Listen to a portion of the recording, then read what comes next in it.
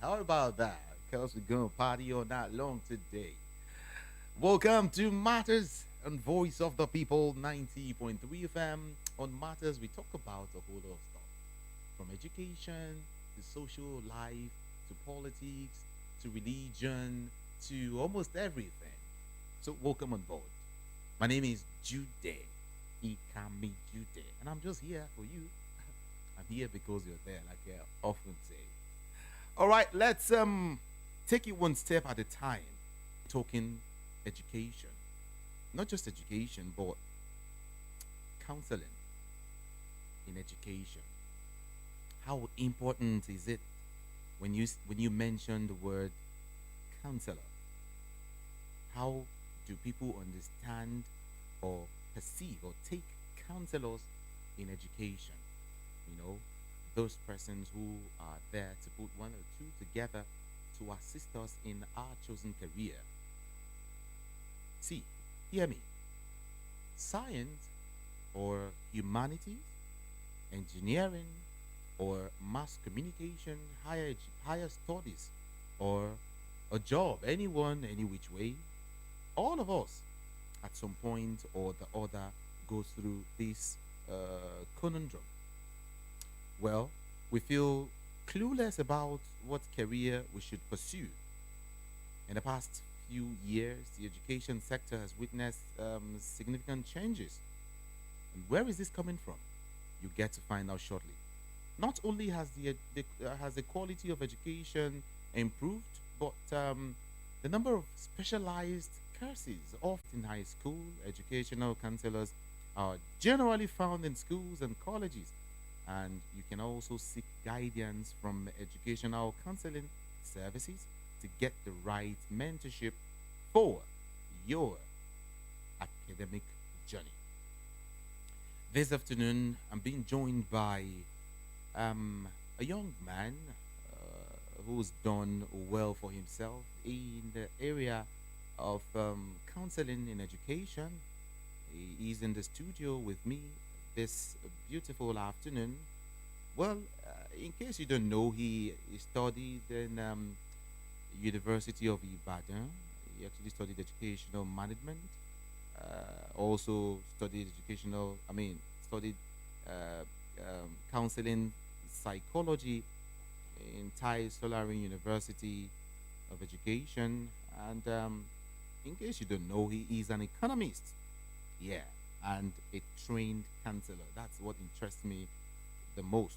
He's a lover of teenagers and youths and have a strong desire and passion to help teenagers and youths through their turbulent times in every sphere of life, emotionally, socially, and of course, academically.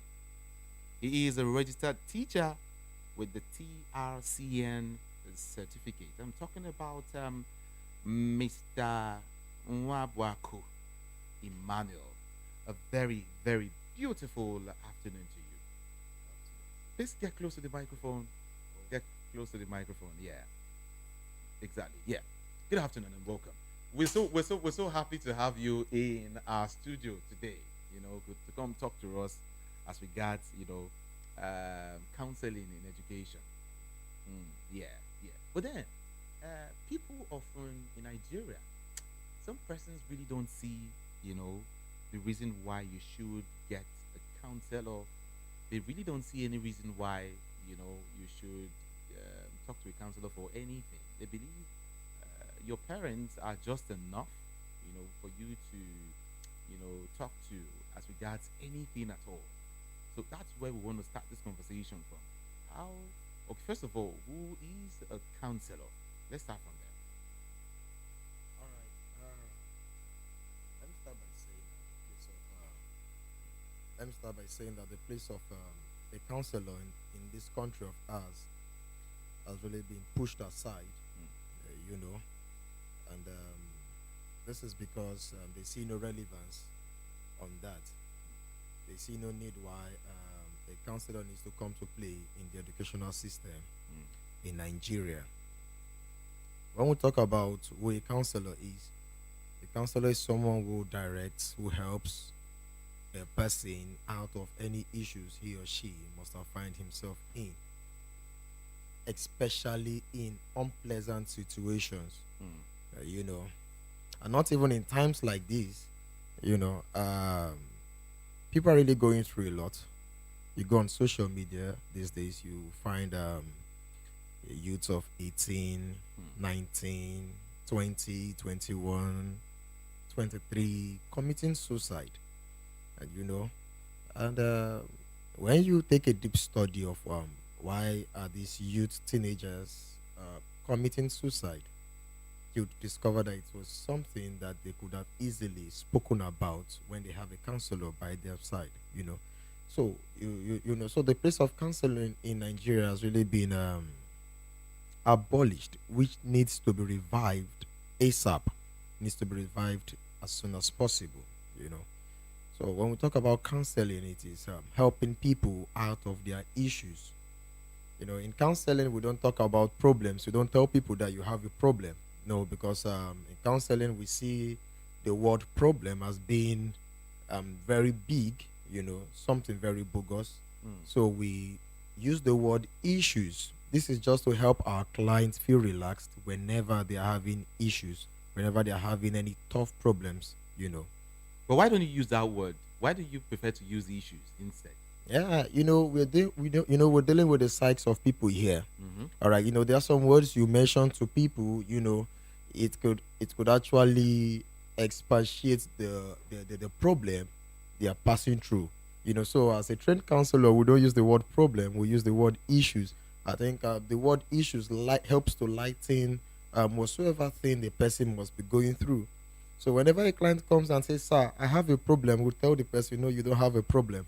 You only have an issue." Mm. Problem looks too big, so we decided to go for the word issue. So that's why, just Mm. to help them, calm them down. Calm down. Yeah, just to help them calm down. Yeah, and feel relaxed. So we just want the client to see that, hey, come, what you are going through, okay, you can actually come out of it. We help our client to ensure that no matter what they are passing through, they're not going to get drowned in it. Okay, that there is help for them. All right, so that's why we use the word issue. Yeah. Mm. Okay. So, like, does Nigeria? I want to stretch you further. In All this right. country, do we have issues or we have problems?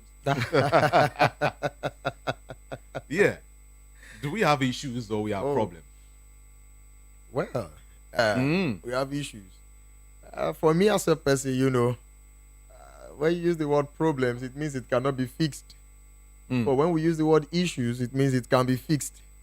That means there's a solution somewhere, Mm. and we just only need to tap into the solution, to fix what we have right now. So Nigeria as a country, I just feel we have an issue, not a problem, which I feel can be resolved when we have the right people to do that. Mm. When we have the right people to do that. Yeah. Okay, let's leave it there. But then let's get down to, education in our schools. Mm. I'm just trying to lay a foundation here. Education in our schools is, in your own opinion, is it going down the drain? Is it? What do you think? Is it? Are we losing it? Are we still on the right track as regards education in our schools in Nigeria? Whoa, whoa, whoa. I must say, from my own personal observation, I would say the education in Nigeria is trying so much to gain grounds. You know, gaining It's been grounds. years. Yeah, Mm. yeah. The education system in Nigeria is only trying to gain ground. I don't want to use a word that would degrade the educational system. That's why, as I'm saying, it's just trying to gain ground for being dilapidated. Mm. So okay, I was still at a place yesterday, and I had some issues going around amongst schools, and I was like, wow, where is this coming from? Students turning themselves into dogs and the likes like that. I felt so sad. I got home yesterday and I was very sad. And I said to myself, Emmanuel, if you really had the power, you could actually help these students. So the educational system in Nigeria, well, with the help of God, it would come up. So that's all I have to say concerning concerning that. Hmm. Mm. Guidance. Let's. I just want to touch on these things Yeah. before we move. How important is uh, guidance in our school? How important is a counselor in our schools? Mm. A whole lot of schools don't have counselors Yeah. or those who even guide the student as to what to do, where to veer into, and all of that. Yeah. You know. Okay. Like I said earlier, the importance of guidance and counseling in Nigeria, especially in the educational system, um, cannot be overemphasized. This is because it is very, very important. Let me start by saying I'm very, very proud with what Lagos State is doing. You know, Lagos State is trying really hard to, bring in counselors into the educational system. This the last time I checked in the application portal, I saw the role for a guidance and counselor, in the school. So when I came across that, I was very happy. This is because a lot of our teenagers, our children, they are going through a lot of things, and most things they cannot even share with their own parents. So with the help of the counselor in place, especially in schools, these children would be able to assess their full potentials and become that which they ought to become in life. For me, divine fulfillment is paramount for me. So when a child is not well guided, when a child is not well counseled, um, the divine fulfillment in life will be abolished. So the importance of guidance and counseling in schools is very, very important. I've dealt with several cases. I came across a young girl, you know, and I saw her sitting very lonely. And I walked up to her and I said, "What's wrong with you? Are you fine?" The girl said, "She's fine." I said, "No, this face I'm looking at, you're not fine. I work in a school. My school is Champions International Schools, Magboro. You know. So I talked to her, I said, "What's wrong with you?" And at last the girl started to cry. What happened? She said, "Sir, immediately I leave here, I want to go commit suicide." Whoa. Yeah. That was what she said to me. A student, yeah. She said to me that she want to go commit suicide immediately she leaves school. And I said to her, "Whoa, come. Listen, suicide is not the final option for you, okay? You know." And we got discussing. I asked her several questions. One important question I asked her was, "Why do you want to kill yourself?" She said to me, "Sir, um, I am being molested." Wow. By who? Molested? Yeah. You know. I'm sorry to say, but many of our girls in this country are currently going through serious molestations, which me personally, I'm not really happy with. So she really said a lot to me, saying she was being molested, and it's really a tough one for her. And she said to herself that she cannot go on living like this. So she opted for the option of suicide. But with the help of God, I was able to stop her, after much counseling and everything, because it really affected her education. Mm. She dropped. She dropped seriously. Sometimes when you're teaching her in the class, you just discover that she's just so withdrawn from her peers and all of that. But thank God for today. She's through with her secondary school education and about getting into the higher Institution. about getting to the higher institution. Yeah. Mm. So um so the importance of counseling is paramount. It's paramount. Now come to think of it, if there were no counselor in the environment, what would have happened to this young girl? And this is why we hear cases of students who leave the school and get home, they take sniper, they do all sorts of things, just to end their But lives. you mentioned that girl. I don't know who is actually molesting her. Did she tell you? Yeah, yeah. Her uncle actually was the one who was doing this to her. Her uncle. Yeah. Wow. Her uncle was the one doing this to her. And she couldn't speak up because she was getting threats from him that if she just speaks up, he would do this, he would do that, and she was scared, a teenager. There was no one to, really talk to. There was no one she could cry out to. So she was just enduring it. So, uh, at the end of the day, Hmm. solutions were preferred. In fact, I had to tell her to leave the house, because she was not staying with her parents. And this is one advice I have for parents. You see, I pray for all parents, the Lord will provide, and was Hmm. abusing her thoroughly. So I told her, I said, listen, this has to stop. I reported to some authorities, and they helped look into the matter. And thank God for today, she's all right. Hmm. Well, then I want to find out what are the attributes of a great teacher?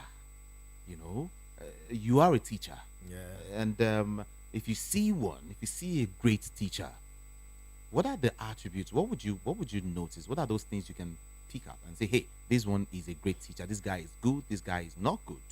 Yeah, well, you see, for me, a teacher is born and not made. Oh, really? Yeah. Some say some will tell you teachers are made, and not born. Yeah. Yeah, the debate has been on for several years Mm, now. That mm, are teachers made or are teachers born? Yeah, truly, job is only limited to the subject specification. That is, I'm being hired for biology. I should only teach biology and get out of the mm, class. mm. I'm being hired for maths. I should teach the maths and get out of the class.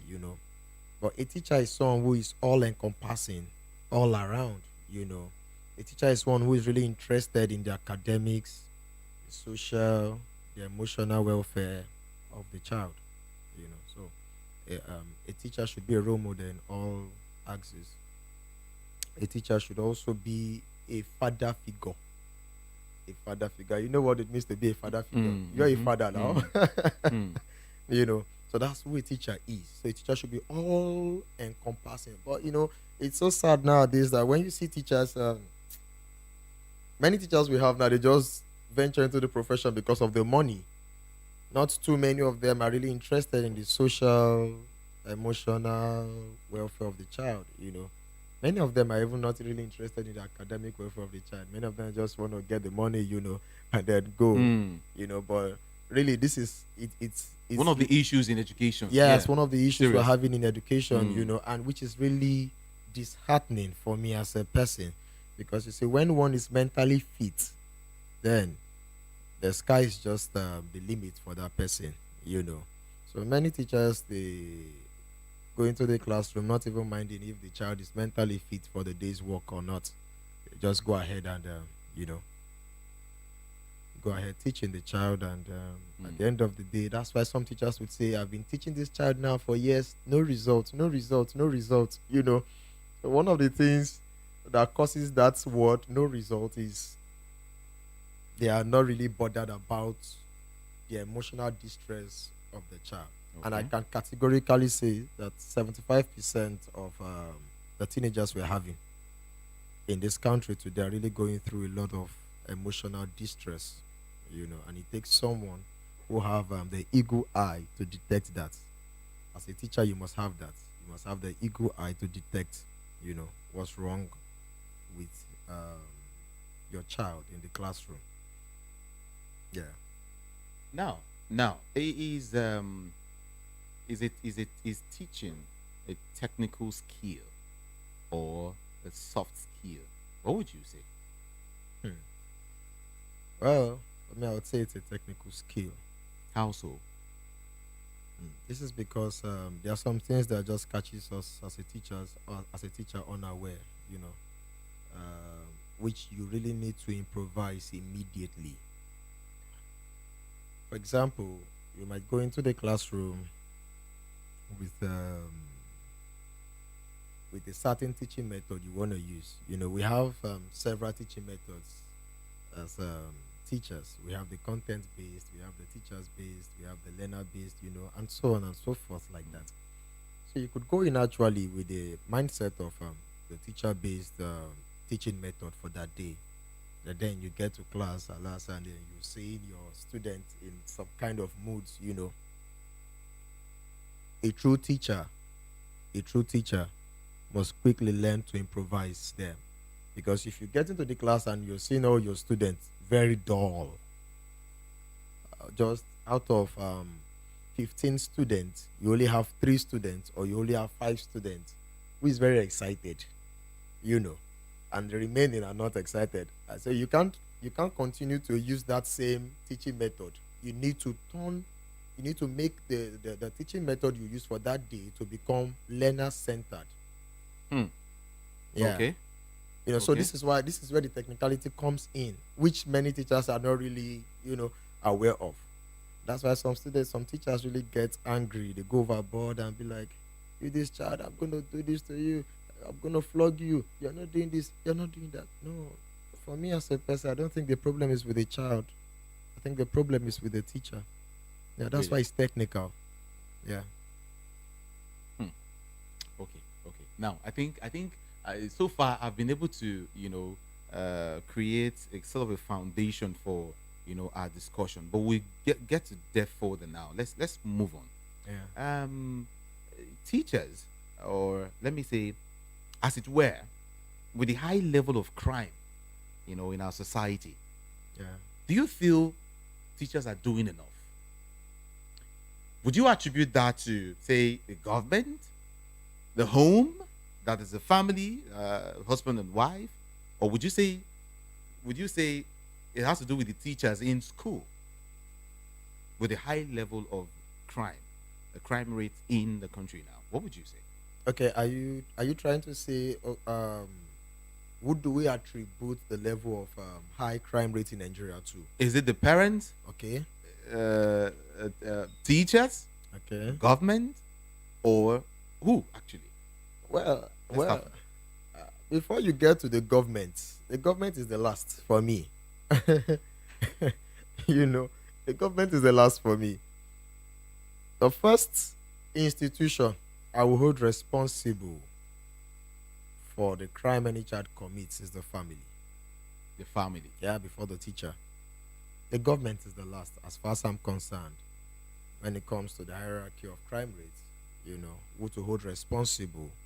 I hold the family responsible. Yeah. I'm a Christian. The Bible says,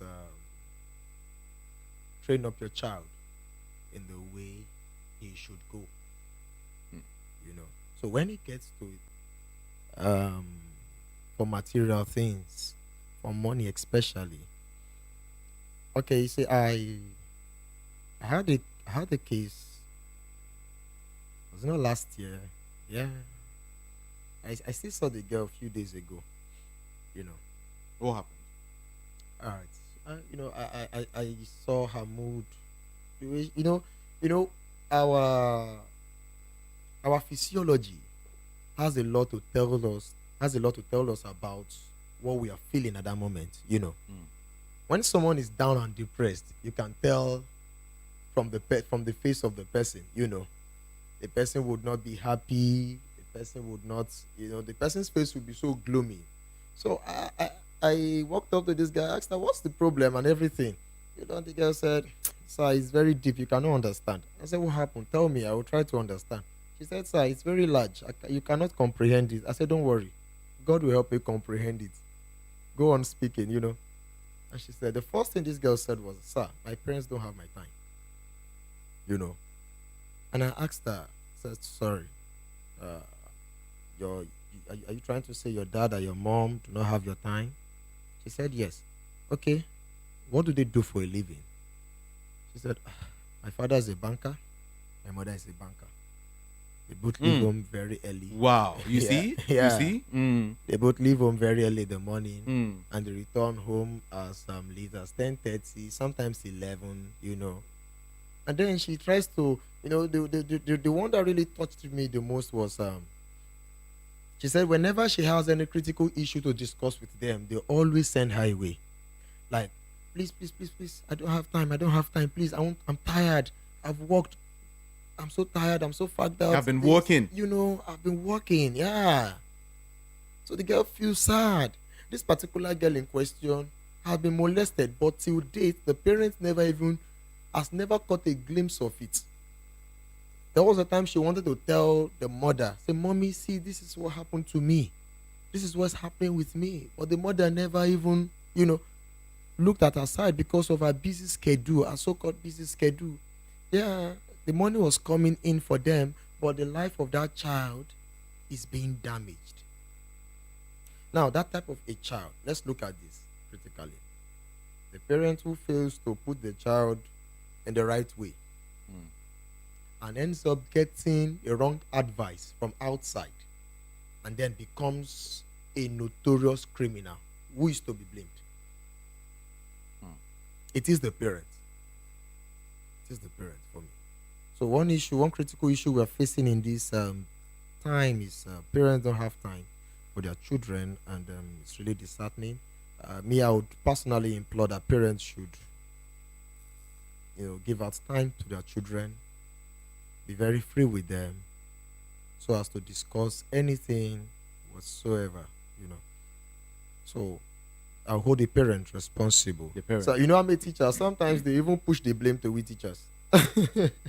They push the blame to we teachers. Okay. Sometimes parents will say, "Oh, it is your duty to ensure that my child has a biro." So crazy. Parents, right? Yeah.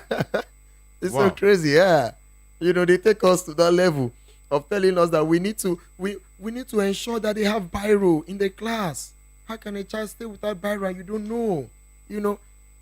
And sometimes we just have to tell them we are sorry. But truth be told, we used to provide all these things for them. Is it the teacher or the parent? The child comes to school without any notebook. Who is to be blamed for that? So the parents. In the educational system, I feel the parents have to cooperate with the teacher if they need a good report concerning their children.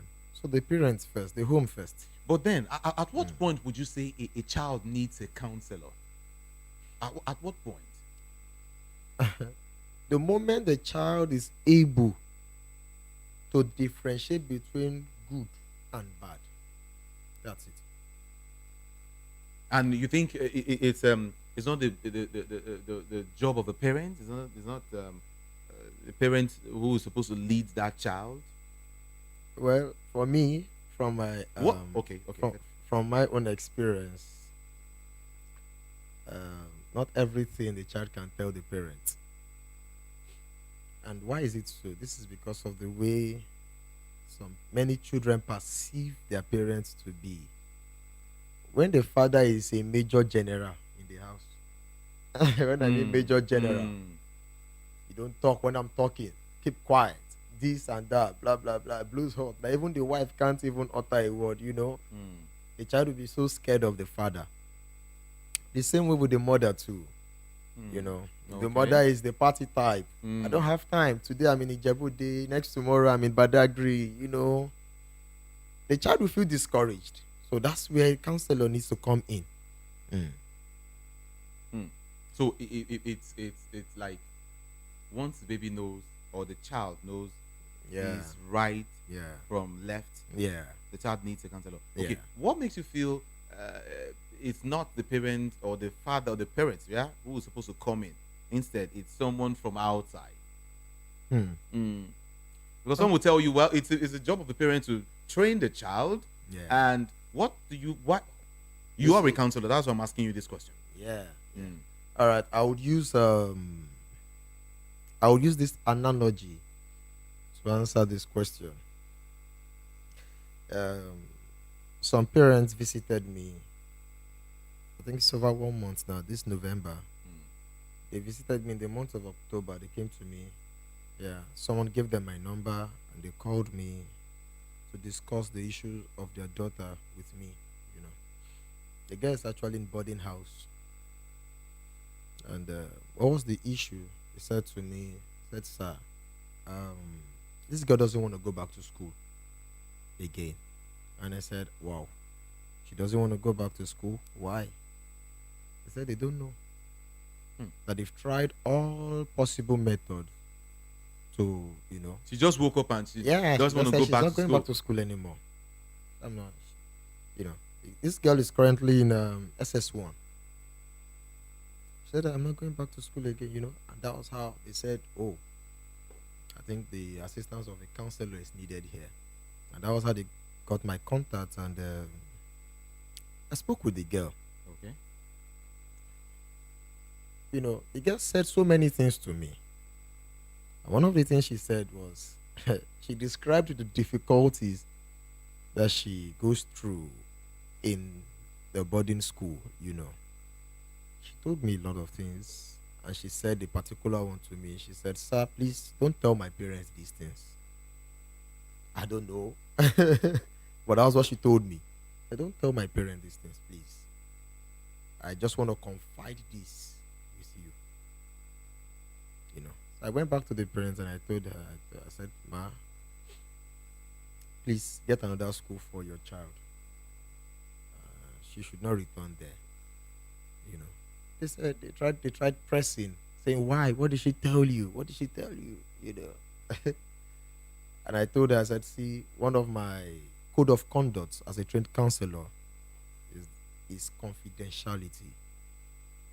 Whatever your daughter tells me stays with me. She only has the right. She only has the right to tell me, now you can tell my parents." I told them express that if this young girl is telling me not to tell you, I won't say anything to you. The man was, men are very um tough. They can be tough sometimes. The man said to me, "Sir, you have to tell me this, that, blah, blah." I said, "Sir, if you were to be the one who came to me for counseling, your wife, I won't tell her anything except you give me the permission to tell her." And that was when he kept quiet. I was like, So on the long run, I went to meet the girl. "Can I share briefly with your parents?" She said, "No, sir." Hmm. She Please insisted. don't. She insisted. She said, "No, don't do that." So now I'm the only one that knows that. And I helped her through, and we're able to solve that issue amicably. Mm. So the place where counselor comes in is sometimes children would not want to tell their parents some certain things. The reason is they don't know the kind of reaction they will get from their parents. Some children can tell their parents, "Sir, this is daddy, this is happening with me, mommy, this is happening with me," and the first mode of response to them is a very hot slap or a Wow. kick. Wow. So most times, many children are usually scared of the reactions of their parents, so they just prefer to talk to someone who they can trust with their words. Yeah, so that's it. All right. This is Voice of the People, 90.3 FM. I've got a great counselor in the house, in the studio this afternoon. And don't worry, very soon you get to speak with him, okay? You'll be asking one or two questions. Yeah, I'll do that for you free of charge, FOC. All right? But before that, we're still talking. I want you to tell us, you're a teacher, you're a counselor in, a school. What is the level of what do I call that? Frustration? Should I call it frustration in schools? What is Yeah. the level of uh, teacher student relationship currently, in schools, or let me hit it. The level of molestation in schools currently among students, say teacher to a student and all of that. A couple of years ago, we used to hear that teachers are fond of. See, is a direct thing I'm asking you now. We're talking, Yeah. okay, and millions of persons are also watching and listening to us now. A couple of years ago, they tell us, "Wow, if you hear what is happening in our schools today, you marvel amongst primary six students, pupils. You hear crazy things." All right. Amongst, when you go to excess classes, you hear teachers dating students. Yeah. You hear all manner of things. Now, I want to ask you, to what level is that now? Does it still exist? Is this still going on? I want you to be very, very factual. Well, from my own personal research and from the cases I've dealt with, Mm. it still happens. You know, It still happens. it still happens, Mm. which is very sad. Okay. And the last client I dealt with, she expressly told me that teachers do have an affair with their students. With the female students especially. And it goes deep as the students even are butting for the teacher. It's as deep as that. Aborting for the teacher. Yeah. Okay. So it's quite sad, you know. It's quite sad. So it still happens. Still happens. Is it more? Does it happen in private schools or government schools, or where does it happen more? Well, for me as a person, I don't think this is limited to any sector, private or public. Really? Yeah, it's not limited to any of them. The two are both involved. Yeah, for me, I had cases, several cases like that. So we still have teachers you know, who molest students and do all sort of things with them, you know. And for me as a person, I just feel those teachers are just taking advantage of their innocence, um, taking advantage of their young age, their Mm. immaturity, Mm. you know. So, and you see, this is why counseling really needs to come into the educational sector. You see, teenagers, they really want to explore. They really want to explore, and To that extent? yeah, if they want, if they don't get the right person to put them in the know-how of how these things works, they end up misbehaving, and some of them end up regretting. I was talking with a friend who is also a teacher, and he described some of the things he has been witnessing in his own school too. A girl of 18 years saying she want to get married. And I asked my friend, I said, "Whoa," I said, "Carlos, this is not possible. A girl of 18 years want to get married, a student still in school. No, no, no, no. There's more to this. This my friend is also a trained counselor." I said, "Carlos, there's more to this. Tell me, can I have the history of this girl?" You know, and he downloaded the history of this girl to me, and I said, "Oh, no wonder. I can see why she's thinking in this direction. Someone at some point in time exploited her innocence. So she has gone really wild. Hmm. So like that kind of a girl, she needs a deep counseling to come out of that, because my friend said he tried talking to her, but the words coming out of her mouth were too big, and he was imagining, hey, where are all these Hmm. things coming out from? As a result of some kind of affairs she has had in time past with some persons. So it still happens. Still happens. What about alcoholism in schools? What about um what do I call that again? Um, cultism in schools. Well, Why I'm asking this is yeah. one of the reasons why I want to find out is some few years ago I I discovered that children in primary 4, 5, 6 in a particular state were into cultism. Hmm. Primary 4, 5, and 6 are into cultism, and they just come together and form this gang thing, and they give themselves a name, and they just go around, disturbing other students. They just form this gang that they want to be hard. They want to be known as hard students. If I'm to speak on the level of cultism in secondary school, I would say it's not really on the high side for me. You know, it's not really on the high side as we have them in the universities. Mm. You know, so I would say out of 100%, I would say just 5%. Five. Yeah, of cultism in secondary school, and I don't think it's as serious as Maybe it's because you are in Lagos. yeah. Maybe when you get to these suburbs, well, states and all of that. When you Mm. get to villages, maybe you might understand more of what I'm saying. Well, well, maybe I've not really got into those areas. Mm, Probably with the areas I'm operating, I can't really say about those areas. But mm. within the areas where I operate on, I've not seen any high level of All of criticism these concerning are the those schools. duties of a counselor. When a counselor is missing, that's where I'm going to. Yeah, When a counselor is missing in a school setting, a whole lot of things takes place. yeah, Things happen and all of that. So yeah, my point is I just want people to understand that, hey, this particular office yeah, position is needed in all schools, yeah.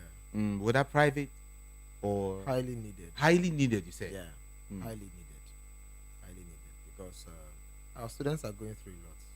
Our students are going through a lot. I've had several cases.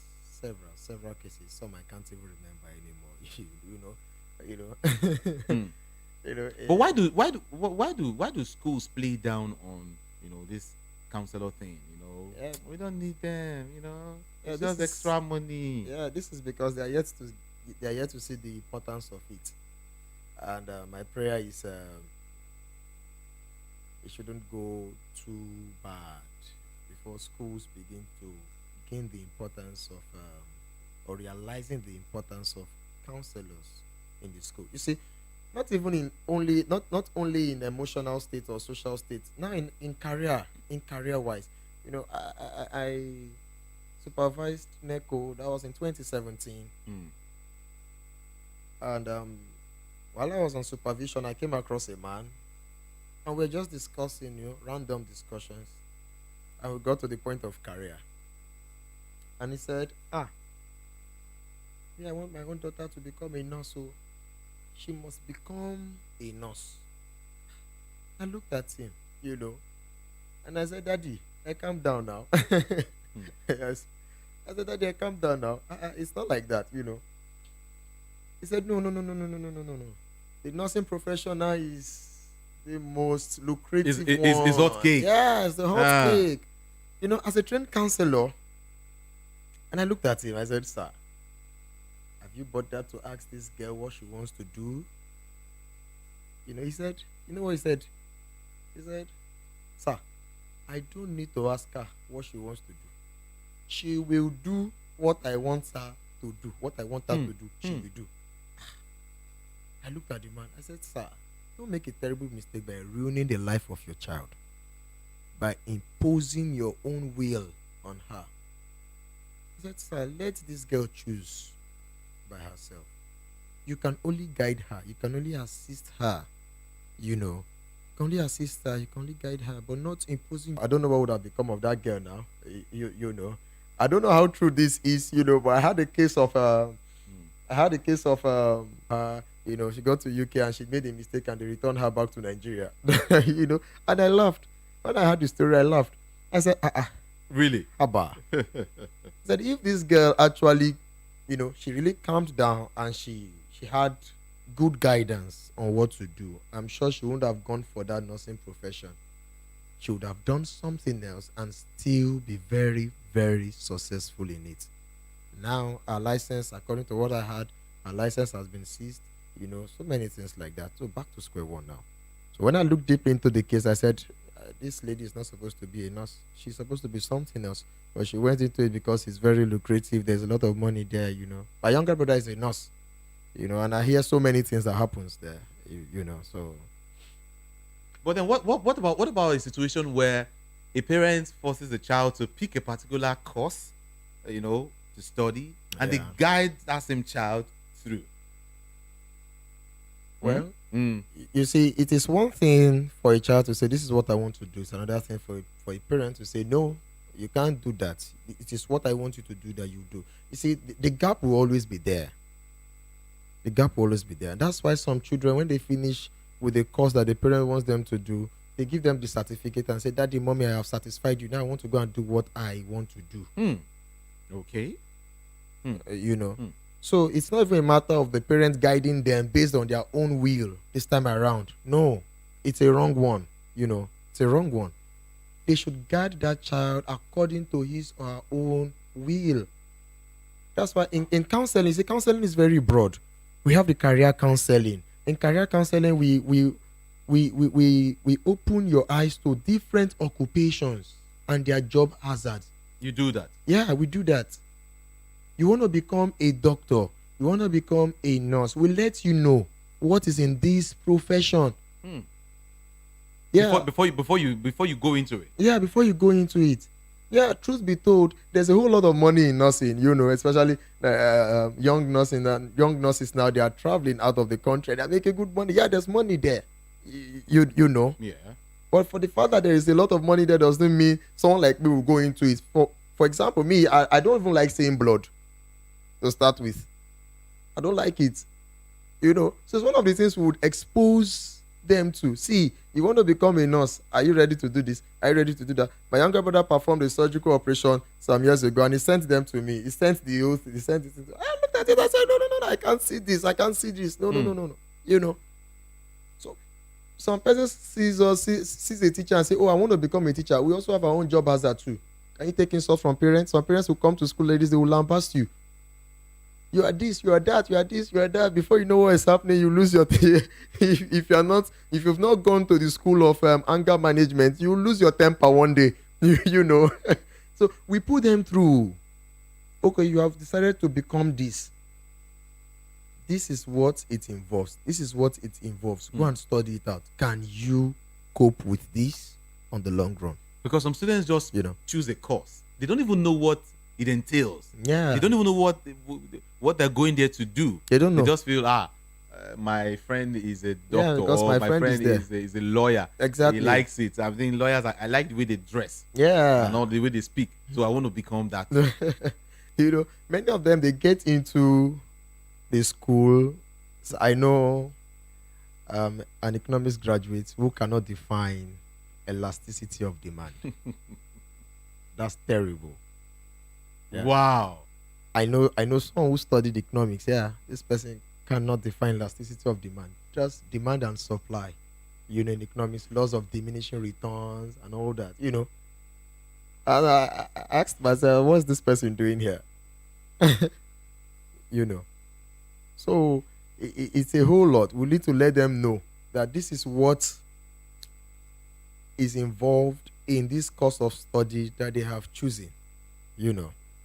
So that's it. And I really do hope parents will allow their children, choose the course of their own study, what they want to do, and not to impose their own self-will, because it will eventually tell on them.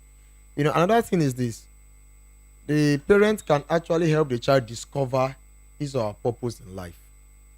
Yeah. And then help the child through it. That's another aspect. That's another aspect, So I came in contact with a woman who wants her child to become an engineer. I think she wanted him to become, is it petroleum engineer or something? Where the money is, right? Yeah, where the money is, yeah. And the boy said he doesn't want to do that. That he wants to become a computer engineer. Wow. And the mother said, no, you can't be that over my dead body, But thank God, she's a very careful mother, She went into prayers, In Africa, we can pray very well. So she went into prayers, and she saw the face of God, and, she got to know that was the course he was meant to study, the computer engineering, Okay. So he allowed the boy to do it, and to the glory of God, the boy is doing very well now, according to her. So a parent can help a child discover his or her pathway in life, and then assist. But most importantly, don't impose your own will on your children. Let them do what they want to do. You can only guide them, not imposing on them. Yeah. You're a counselor. Would you also call yourself a mentor? Well, a lot. But then, what we Yeah, want to know is the difference between a counselor and a mentor. Are they the same? yeah. Is my father my counselor? Is my father my mentor? Can my father be my mentor? And can my father be my Your counselor? counselor. Yeah, it can happen Please actually. talk to us. Yeah, it can. It can actually happen. Your counselor can be your mentor. When we talk about a mentor, that is someone who you are looking up to. You want to become like this person, you know. So, a counselor can actually graduate from being just a counselor to his or her clients into becoming a mentor. Yes, Okay. I've had some persons who told me, Emmanuel, I'm taking you as a mentor. You know, I have students who told me that, and my feelings, I felt good. I felt good, I felt good because I know I'm touching lives, Hmm. I'm making positive impact. If I get told me categorically, say, sir, I want to study psychology. I said, why? Psychology. Yeah, I said, why? He said, sir, I just like, I love the way you read the minds of people and you're able to provide solutions, yeah, that, blah, blah, blah. And I laughed over it. So a counselor can become the mentor of another person, vice versa. All right, this is Voice of the People, 90.3 FM. You're on to Matters, and my name is Jude. He can be Jude, and I have a guest also. His name is Nwabuakwu Emmanuel. Mm. And right now, I think you should join the conversation if you don't mind. Yeah, because we want to hear from you. Do you have a daughter? Do you have a son? Do you have a word or something?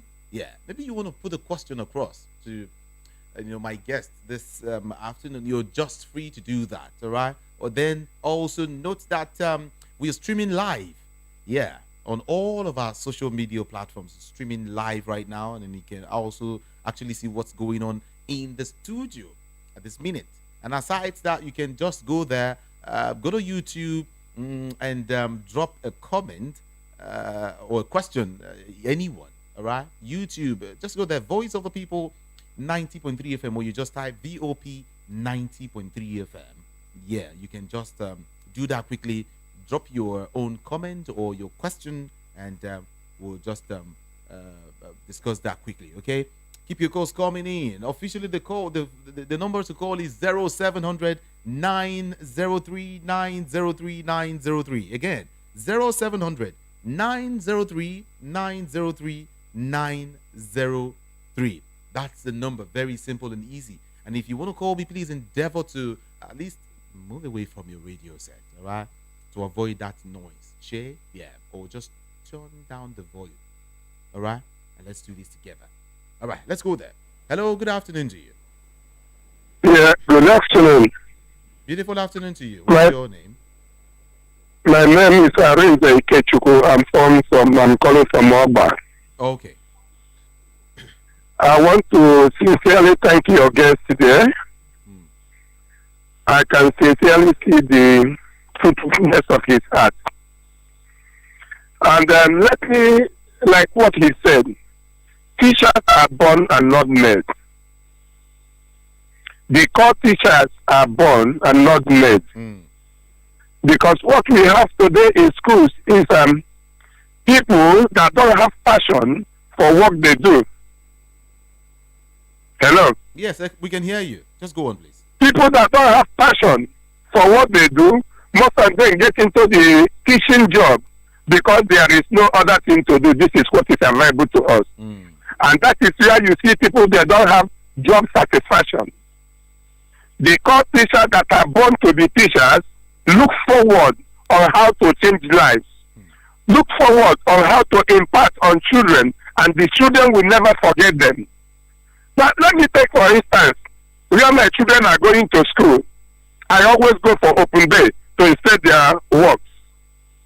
And most of the time when you get there, you see that even in their classwork, they say some subjects, and the teacher will still make it good. Really? Wow. Because they don't have that time to go through their books one on one. A normal teacher will look at the spelling of GI RL as again. And when you remove any other number there, any other alphabet there, it will be bad because it's not correctly spelled. But some of these teachers don't go like that. I even have encounter with this teacher when I look at my daughter's book. I said, this is not my daughter's handwriting. I spend more time with my daughter than she stays in school. My daughter cannot write this thing now. If I am to bring her here now and ask her a question, she will tell me the truth. Teacher, you are the one that did this thing. This is not my daughter. He said, no, she has improved. And I said, I'll be back. I left the school. Pick my daughter immediately because it was an open day. If my daughter was to be the one that wrote those things, she should be able to read them. Unfortunately, when we get there, before the teacher, Mama, will you tell me who did this thing? It is my teacher that helped me before the teacher. Okay. You see what I'm going? And I went to PTA meeting and I told them, please, if the purpose of giving children excellent in every subject is to make parents to be happy and be paying school fees, I'm a exception.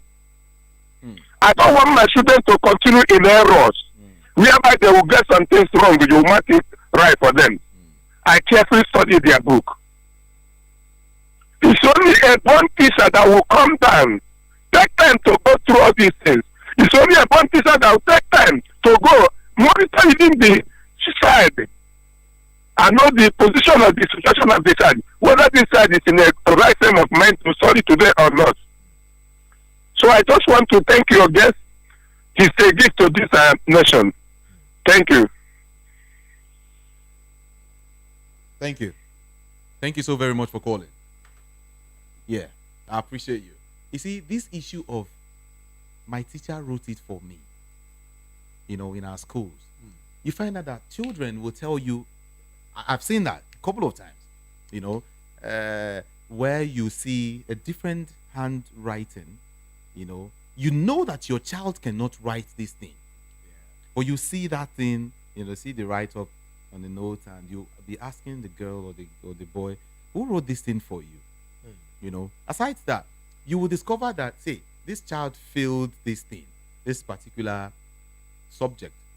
Well, because some schools will tell you, the director said no, they shouldn't fail any child in the school, so that it will look as if the school is doing well. All children everybody is exceptional, everybody is beautiful, everyone is doing well, and all of that. What would you say to that? What would you say about that? Everybody is correct in the school. Director says teachers don't fail any child. Well, you see, for me, I would say that's a wrong approach. Don't fail any child. You see, a lot of people are really getting the misconception of failure. Failure is bad, yes.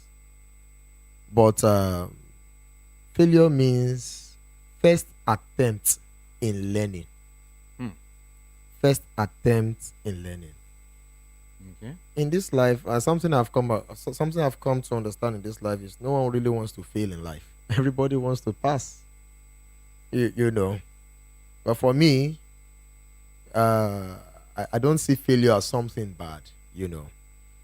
So it's a wrong thing when an education says no child must fail.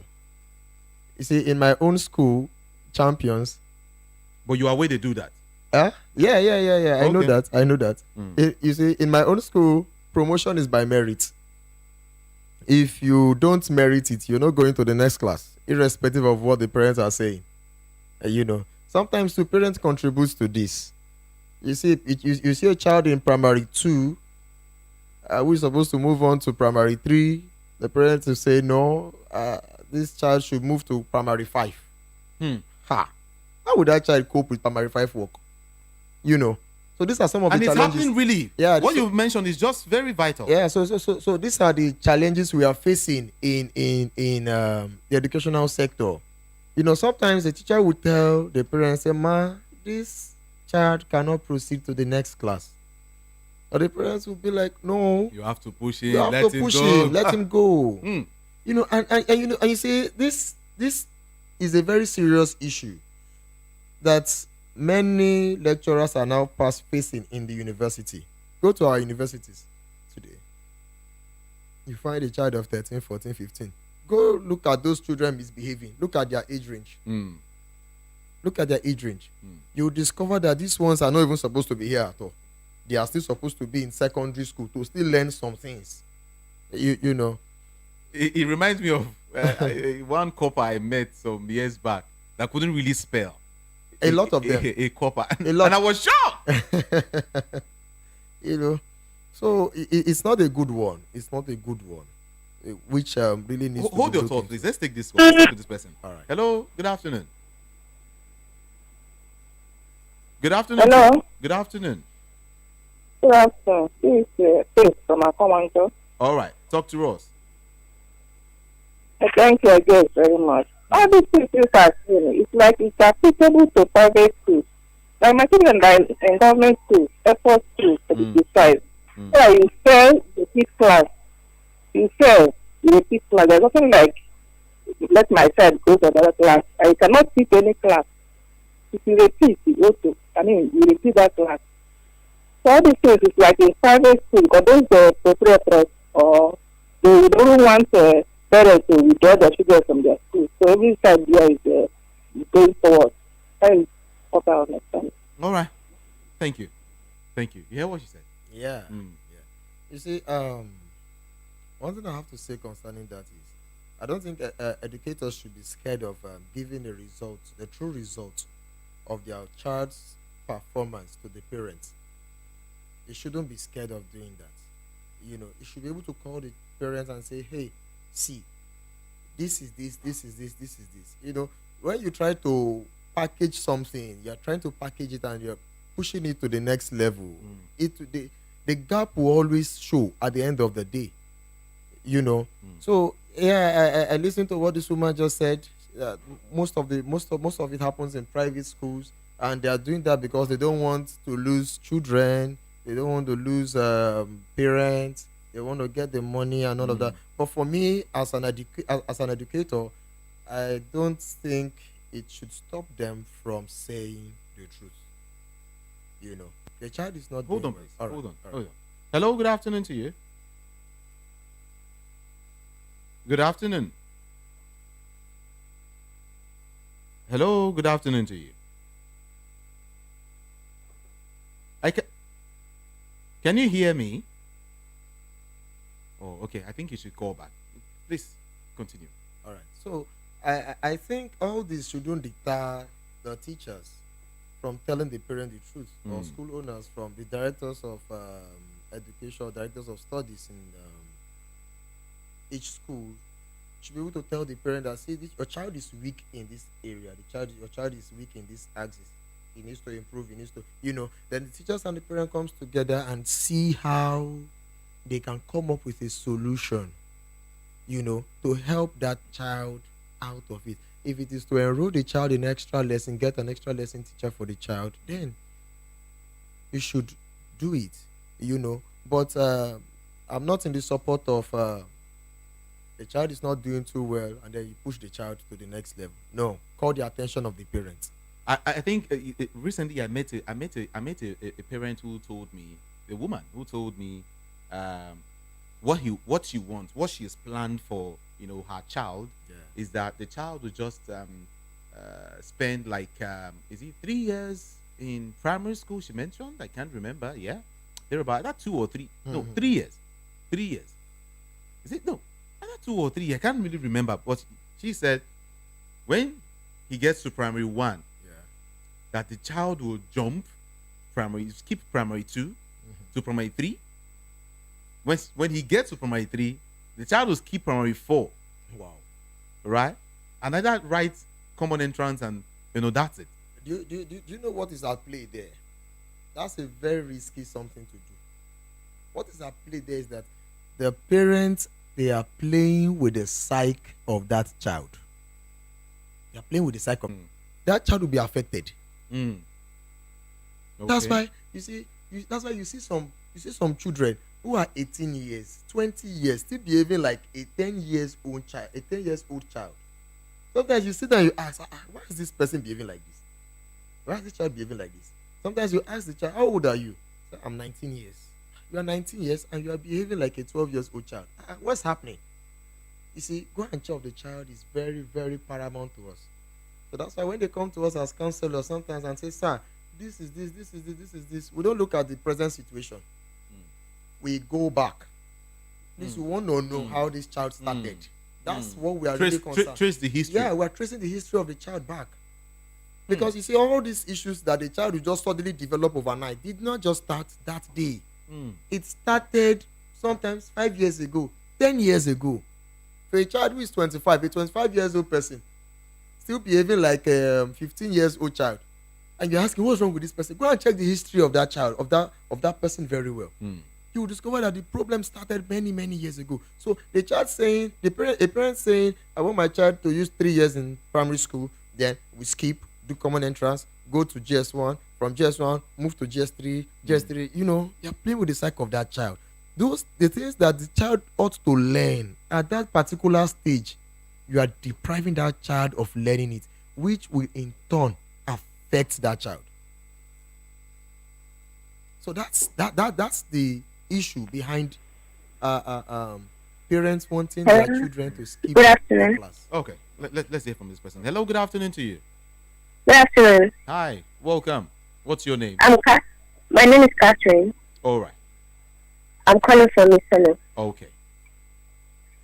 Well, I've been listening to this the program. Yeah. I don't really know I don't want to say problem actually, but based on what the counselor has said, he said it's called issue. You understand? Okay. So the thing here for me with me is not now for me. Seriously, I'm scared. It's about my future. Speaking about counseling, I think I really want that. But to be very honest, I'm doing my best to be very optimistic. I mean, I do my best to be very positive. I mean, a whole lot. I have gone through mistaken, emotional, mental stress and all that. Well, I used to have a very big thought about the future. Actually, I'm passionate about care. I used to have this dream of becoming a medical doctor. You understand? But now, considering a lot, I don't think it's possible for me because of I'll have to include my age to be part of it. So I was promised to get that I will get whatever I want by my uncle or my uncle, yes. Okay. So bearing in mind, I thought of what to do. I said okay, because I'm passionate about education, I want to stay calm and do whatever it takes to get my to get my future right. So going on during my secondary school, I was willing to study but wasn't allowed to concentrate on the I struggled to cope with my mates. Understand? It wasn't easy. I wrote JAMB twice. My first JAMB I scored 192. That's applying for medicine and surgery. Imagine it's so disheartening. 192. So I was like, no, I'm not going to go with that 192. I'm going to try again. So I wrote my second JAMB. I got 193. So the pressure for me, I didn't know what to do. And I was crying. And I wasn't getting any younger. So I felt like my dream is she's shattered. You understand? I'll tell you something. I'm multi-talented. You understand? Yeah. But I'm not allowed to go into any of this. I don't get love, no encouragement. I'm being dissociated. I speak with you right now. Everybody is gone. I'm just the one at home doing nothing. You understand? Even if I have a smartphone that I'll go through the internet to learn, to acquire something to myself. Nothing. Just a home. Nothing. I don't speak with anybody. And it's driving me crazy. So I'm being disregarded, compared, and sort of. I'm just beginning to wonder if I'm a beggar, if I don't have a future or something like that. I just try my best to read books. But that book, I'm how long do I have to continue with this? Right now, I just have to do a change of course with my 193. I did shopping. into toy. They did shopping, not me actually. They did shopping signs for me. They did shopping for me. They got toy signs for me. Mm. Understand? So to be very honest with you right now, I got the admission, but very honest, I'm not going to study toy science. I'm going because I want to get my freedom. Because I'm tired of this bondage. I don't know I don't know how to start the future. Seriously, I want the best for my future, but I'm scared. I don't know how I'm going to face life outside there. You understand? Kind of counseling, mentoring.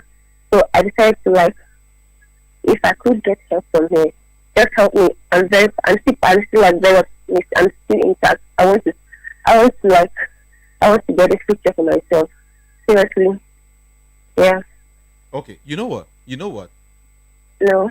Let me talk to you one on one now. What's your name again? Catherine. Okay, Catherine. Yeah. Send a message to this same number you called. Can you, like right now? Do you use do you have a smartphone? Not a smartphone. You don't have a smartphone.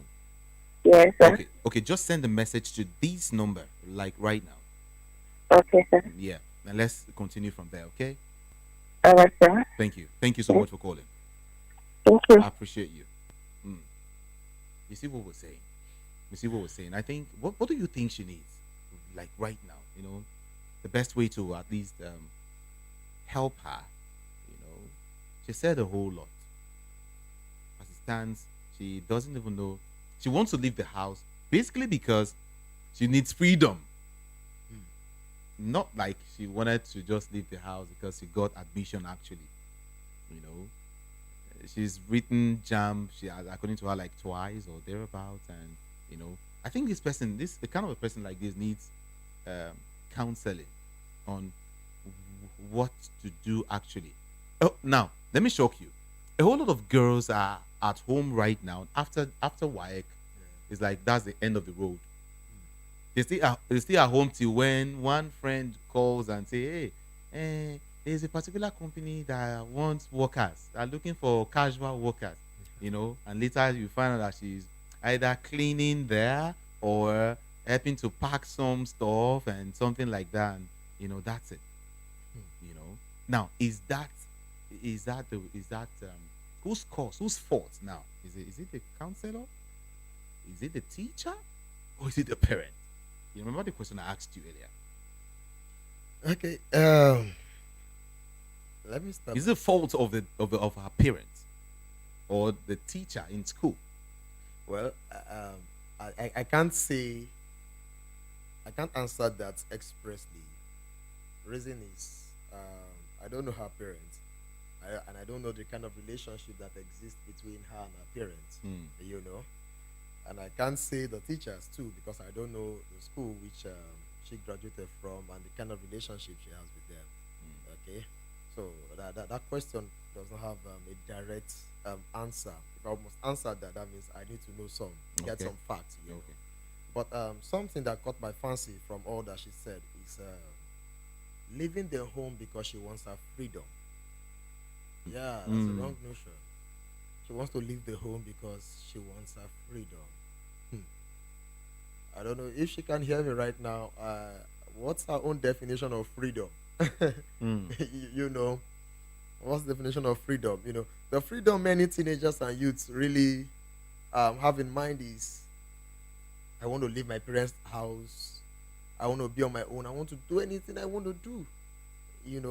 That's the definition of the freedom. And sometimes at the end of the day, in the search for this freedom, that is where many teenagers and youths end up missing it. I want my freedom. I want my freedom. So for me, she shouldn't allow that to weigh her down and settle for less. Yeah. Don't settle for less. She shouldn't allow that weigh her down and make her settle for less. So it's a wrong one, saying I want to get this so as to get my freedom. No. So I'd like her to actually reconsider her word. If she's picking up the admission, why is she picking it up? So if it is for her to get the freedom, that's a very wrong reason. That's a wrong reason. Because she will end up picking up the admission and then nothing good would come out of it. So she needs to really, really, really take care of our mind. Hmm. What am I going there to do? Oh, I want to study this course, but that's not what they gave to me. They gave to me another course of study. So she shouldn't settle for less, please. She should let her just reconsider if it's for her taking jam again the third time, or there are other options Just to make sure too. she stays on track. Yeah, there are other options to not only, she could actually go for a pre-degree program, that can launch her into the course of study. There are other programs that she can actually venture into. But I just don't want her to go into university because she wants to gain her freedom. That word sense is a very strong one, a very strong one. So she should be calm. Let her be calm. Let her she shouldn't allow herself to be restless. In its time, everything would happen. Okay, so going to university to get freedom, Hmm. that's deep. That's deep. Let her not settle for less. Let her look out for other programs. There are some programs. There are some short-term program you can do for 6 months, 1 year, and then you cross over, to 200 level. So let her look out for those programs. Instead of settling for less. Okay. The studio lines are still very, very much open. You can call in to participate. Okay, but then Emmanuel, someone is asking a question here. Someone sent a message, and here is the question. He said, "Does a counselor need to be an expert on the field that he is counseling? For instance, some Catholic priests act as marriage counselors. Why they don't have marriage experience?" Hmm? All right. Should I take that again? He said, No. "Does a counselor need to be an expert on the field? For instance, some Catholic priests act as marriage counselors. Why they don't have marriage experience? Catholics now, right? Yeah, They very don't, well. but they are You marriage see, counselors. there are some things It's a in very strong counseling. one. Yeah, there are some things in counseling that you cannot just. Counseling is not something you can just venture into. Do you understand? Mm. If you are not a trained counselor, you would miss it. For example, there are times you have clients. They come to you for counseling and tell you, "Sir, this is this, this is this, this is this, this is this, this is this, this is this." Sometimes we look them straight in the eyes and say, "You are lying."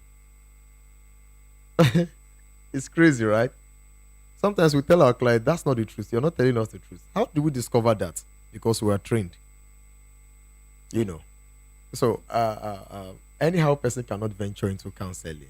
Then for the priests, that one is that's a different sector for me as a person. That's a pastor, so you can actually engage in it through divine help from God. Okay, but when we talk about that's in the religious sector right now. That's in the religious sector right now. In the secular world, you cannot just come and say you're a counselor. No, you must be trained. In counseling, there's a thing called verbal and non-verbal communication. What we are doing right now is verbal. I guess one of the reasons why this person is asking this question is because they say marriage is a practical thing. It's Yeah. practical. It takes the person who's got the experience to Yeah. teach another person. Yeah. You know. Yeah. Well, I have just nothing much to say on that, because when it comes to men of God, I guess I understand. when Because it comes to men of God, I'm very being careful, well, probably you don't want to offend God. I don't want to offend God. Oh, But as a priest, we know they are not married, but to some extent, to a large extent, they can still offer, they can still offer counseling, marriage counseling to those who needs it, using the Bible as the guideline, because it's in the Bible, so they could actually use that as the guideline for them. So that's that about that. Okay, maybe we should also throw this question out as we continue our conversation. If you can hear us this afternoon, what do you think when a priest, an unmarried priest, because he is a priest, they call them maybe a father, Yeah, or father. what can we call them again? Yeah. They are just like maybe a pastor, all right, yeah. who is not married, becoming a counselor, counseling. A marriage counselor. Okay, becoming a marriage counselor. Do you understand? What's your own opinion? If you can hear us this afternoon, what's your opinion where someone comes in, a priest who is not married, or he is not even planning to get married, right? Becoming a marriage counselor. And some will tell you, oh, it's divine. Like you rightly mentioned, it's divine. They can counsel with the help of the Holy Spirit. Exactly. And all of that. But someone will tell you, hey, see, this thing is, you have to have the wisdom. You have to be inside this thing before you can talk to me. It's just like somebody who is not an entrepreneur. Okay, a person is coming to teach you how to do business. Yeah. Just like I interviewed someone in this studio, Mr. Anosike, who said that teachers, business studies teachers, are not actually good entrepreneurs because they are not in the field. That teachers, before you can, you want to tell me about business, you have to have a business. You have to, go into a business. So then let me ask you this question. What do you think? Do you think is right for a priest to counsel or to become a marriage counselor, or you feel it's not really fine? It's not really fine. We should leave, marriage counseling to, the parents, those that have been inside marriage for a while. Now, Mr. Emmanuel, would you say you can also counsel? You can also become a marriage counselor. Please hold on. You will get to answer that question just shortly. Hello, good afternoon to you. Hello, good afternoon. Good afternoon. What's your name? Okay, talk to us. We can hear you. About the question you just asked me about the counselor. For me, I don't think it's a good stuff because you can't be telling me what you are not. Just like a man in the boss now, selling a book, written 10,000 ways to be a rich man, and at the end, he's selling the book to the traffic. So you are not showing anything. Like, for me, it's not just that. Thank you. Okay, I appreciate your call. Thank you. Is it when you go? He said, as an example, he cited. He said you go to some motor parks, and somebody is selling books, 10,000 ways to become rich. And you are not rich. Okay. 0700 903 903 903 is the number to call. Take your time. It's 2 p.m. on the DOT already, and you're listening to Matters on Voice of the People 90.3 FM. My name is Jude Ikami Jude, and I also have Emmanuel in the studio. He is an educator and, of course, a counselor. He's into the one we call G&C, guardian and counseling, right? You can talk to him as regards anything that has to do with education, or your child, or your ward, or anything that has to do with education, okay?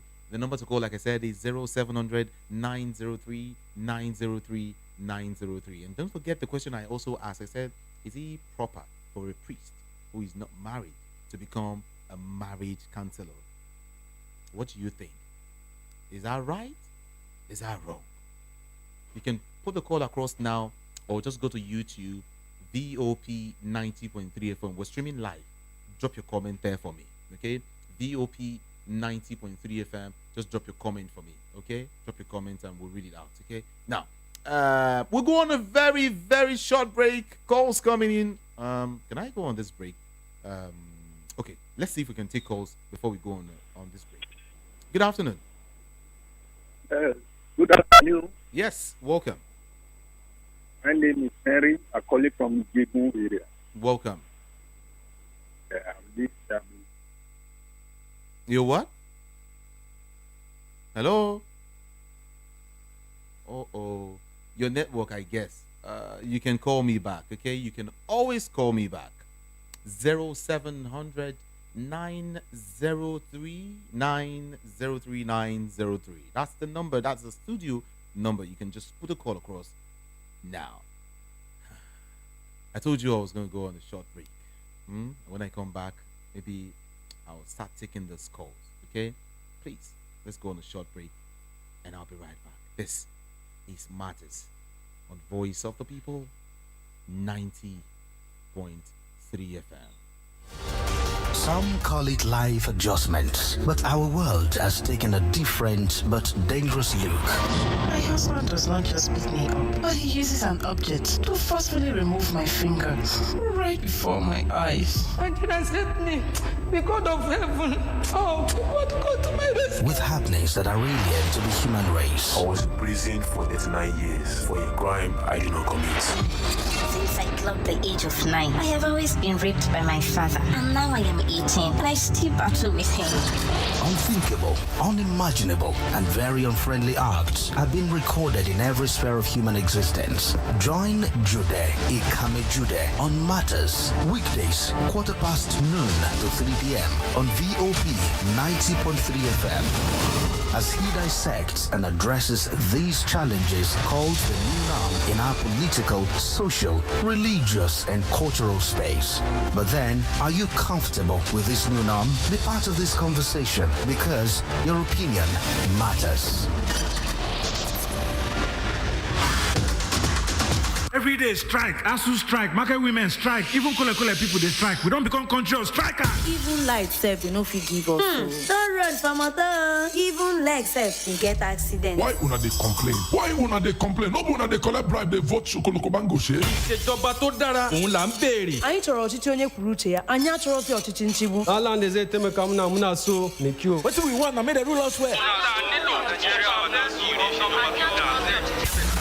Don't take it for noise. It's the people's voice. They have made their choice. Respect that voice for all to rejoice. VOP 90.3, Voice of the People.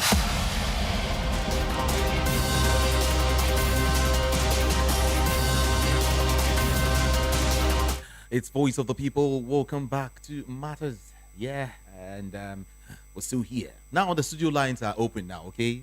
If you can call in, you can start calling.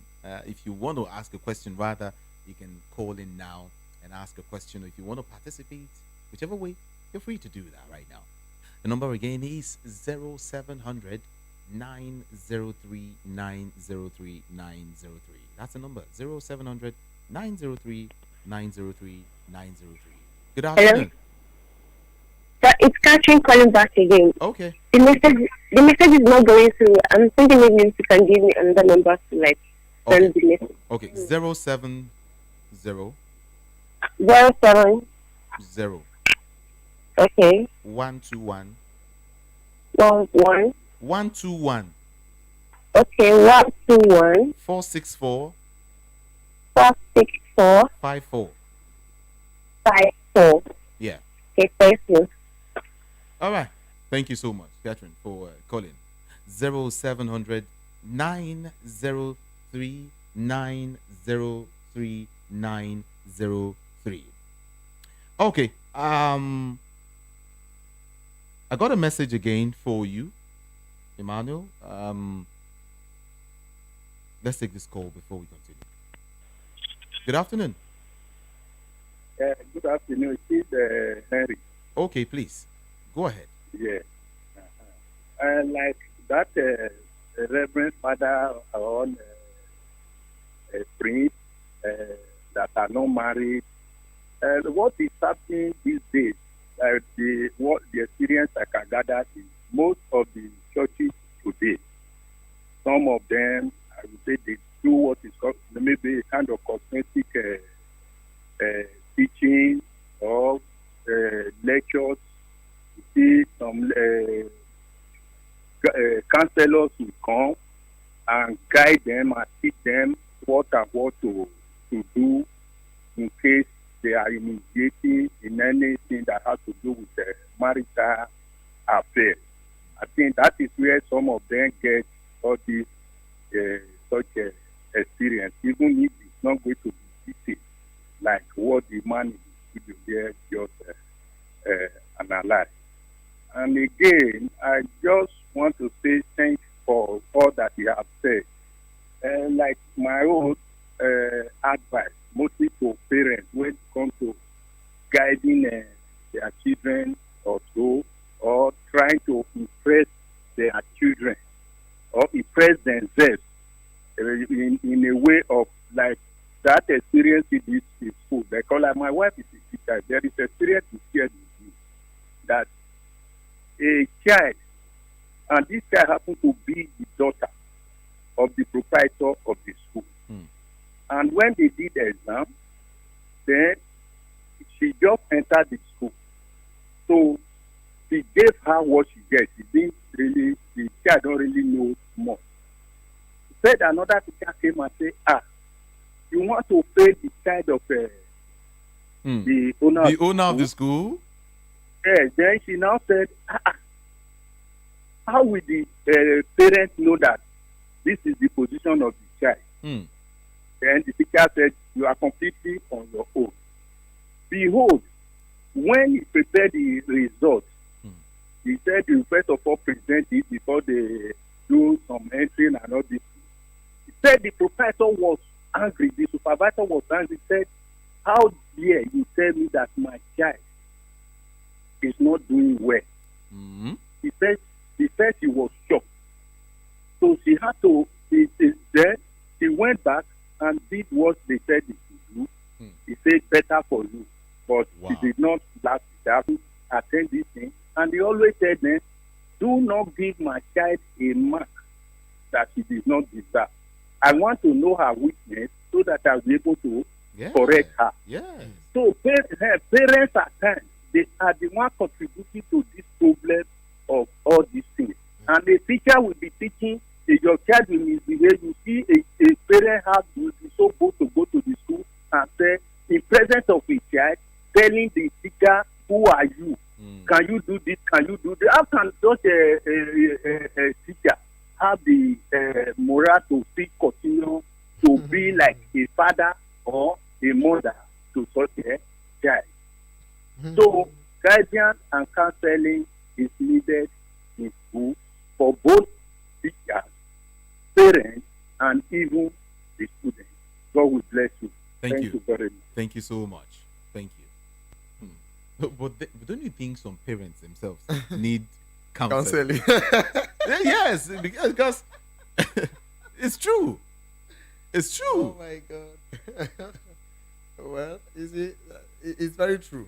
Many parents need counseling, and their own is even very. It's more deep. They need deep counseling. You see, may God help us. Many parents. For me, I feel they don't really know what it means to bring up a child. Yeah. Child rearing is very deep, which many parents don't really know. Many parents don't really know about it. They just feel it's just. They just feel let's just come together and make babies. That's what that's the mindset of so many couples.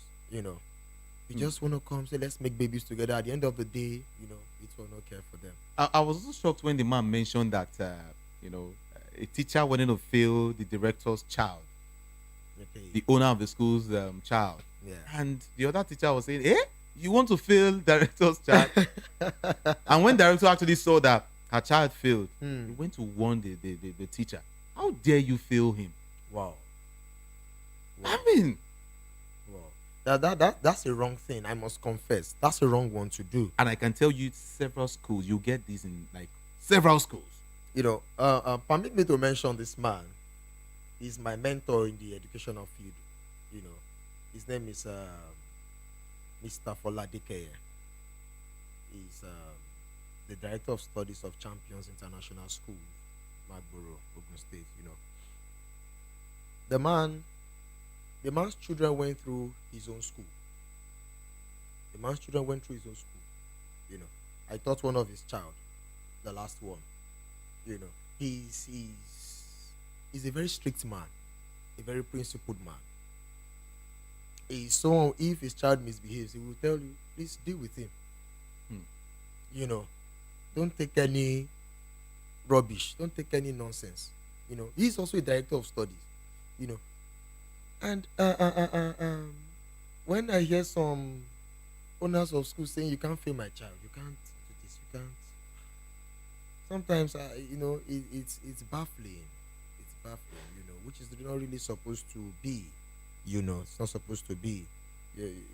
You're supposed to train up your child in a way that he will be so disciplined, he will be so responsible, you know, to himself and to others out there. You know, so it's not a good one. It's not a good one. Okay, let's move on. It said I have seen situations where some counselors try to create a different career path for people instead of what comes from their minds. No, that's not a counselor. A counselor does not create a career path for the child or the student or whoever that is involved. No. If this person has ever witnessed anyone before that have done that, then I can say this person, the person is not a counselor. You know, as a counselor, we don't impose our choice on our clients. No. What we do is we help you to explore alternatives, and we will tell you, we'll put you through this alternative A. This is this is it, this is it. Alternative B, this is it. If you choose to go this way, this is it. So you are left to make your choice. Okay. But not to impose it on you and say you must do it. No, we don't do that. We don't do that.